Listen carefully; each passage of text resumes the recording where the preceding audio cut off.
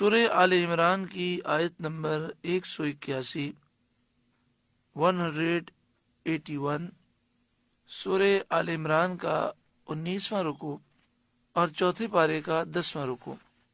اللہ رب العالمین نے ارشاد فرمایا، لقد سمع اللہ قول الذین قالوا،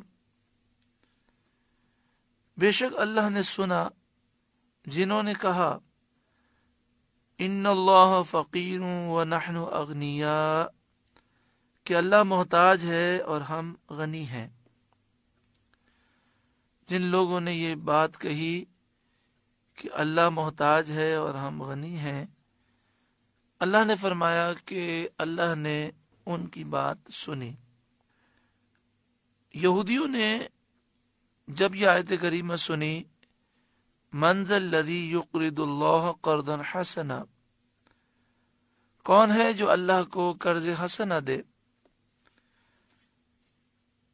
تو وہ کہنے لگے کہ محمد صلی اللہ علیہ وسلم کا معبود خدا ہم سے قرض مانگتا ہے، تو ہم غنی ہوئے، مالدار ہوئے، اور وہ فقیر ہوا۔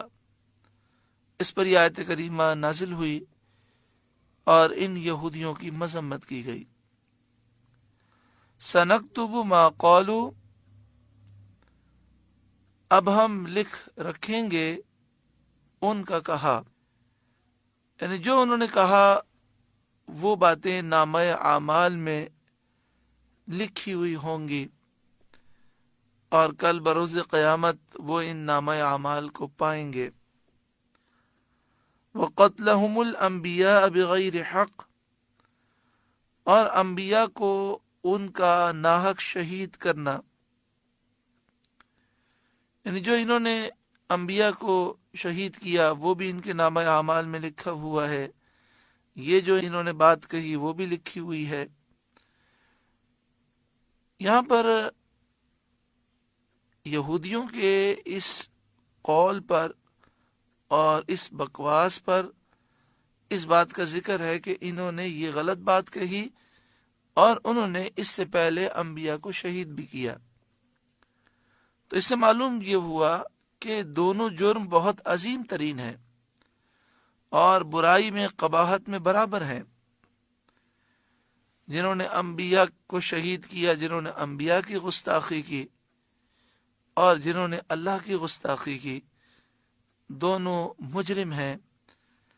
انبیاء کی شان میں گستاخی کرنے والا اللہ کی شان میں بے ادب ہو جاتا ہے۔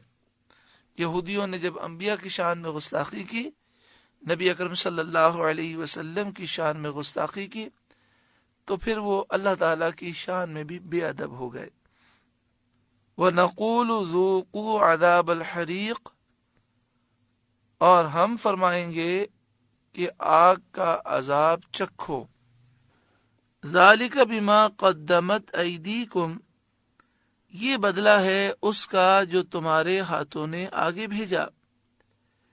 وَأَنَّ اللَّهَ لَيْسَ بِظَلَّامٍ لِّلْعَبِيدِ، اور اللہ بندوں پر ظلم نہیں کرتا۔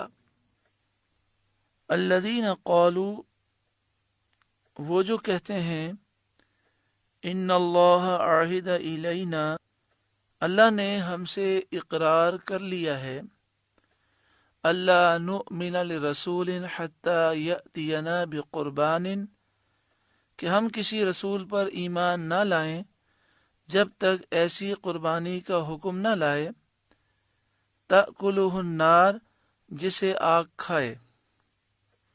شان نزول اس کا یہ ہے کہ یہودیوں کی ایک جماعت نے سید عالم صلی اللہ علیہ وآلہ وسلم سے کہا تھا کہ ہم سے توریت میں عہد لیا گیا ہے کہ جو رسول ہونے کا دعویٰ کرے،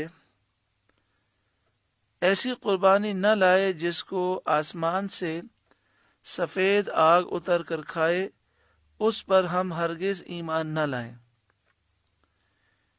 یعنی انہوں نے کہا کہ ہم سے یہ اقرار لیا گیا ہے کہ اسی رسول پر ہمیں ایمان لانا ہے کہ جو رسول ہونے کا دعویٰ کرے اور پھر ایسی قربانی پیش کرے کہ آسمان سے سفید آگ اتر کر اسے کھا لے، اور جو یہ نشانی پیش نہ کر سکے ہم اس پر ایمان نہ لائیں، ہم سے یہ عہد لیا گیا ہے۔ اس پر یہ آیت نازل ہوئی اور یہ بتایا گیا کہ یہ محض جھوٹ ہے اور خالص افطرا ہے، جھوٹ باندھنا ہے، کیونکہ اس شرط کا توریت میں نام و نشان بھی نہیں ہے، اور ظاہر ہے کہ نبی کی تصدیق کے لیے معجزہ کافی ہے۔ کوئی معجزہ ہو، جب نبی نے کوئی معجزہ دکھایا اس کے سچے ہونے پر دلیل قائم ہو گئی۔ اب اس نبی کی تصدیق کرنا اور اس کی نبوت کو ماننا لازم ہو گیا۔ اب کسی خاص معجزے کا اصرار حجت قائم ہونے کے بعد نبی کی تصدیق کا انکار کرنا ہے، اور یہ کفر ہے۔ قل، اے محبوب آپ فرمائیے، قد جاءکم رسل من قبلی بالبینات، مجھ سے پہلے بہت رسول تمہارے پاس کھلی نشانیاں لے کر آئے، وبالذی قلتم، اور جو تم کہتے ہو یہ حکم بھی لے کر آئے۔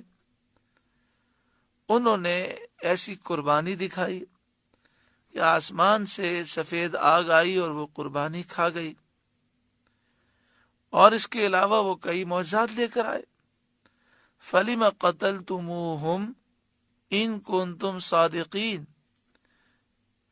پھر تم نے انہیں کیوں شہید کیا اگر تم سچے ہو، یعنی اگر تم اس دعوے میں سچے ہو کہ جو نبی یہ نشانی لائے گا ہم اسے مانیں گے، تو نبی تو یہ نشانی لے کر آئے، لیکن تم نے ان انبیاء کو قتل کیا اور ان پر ایمان نہ لائے، تو ثابت ہو گیا کہ تمہارا یہ دعویٰ جھوٹا ہے۔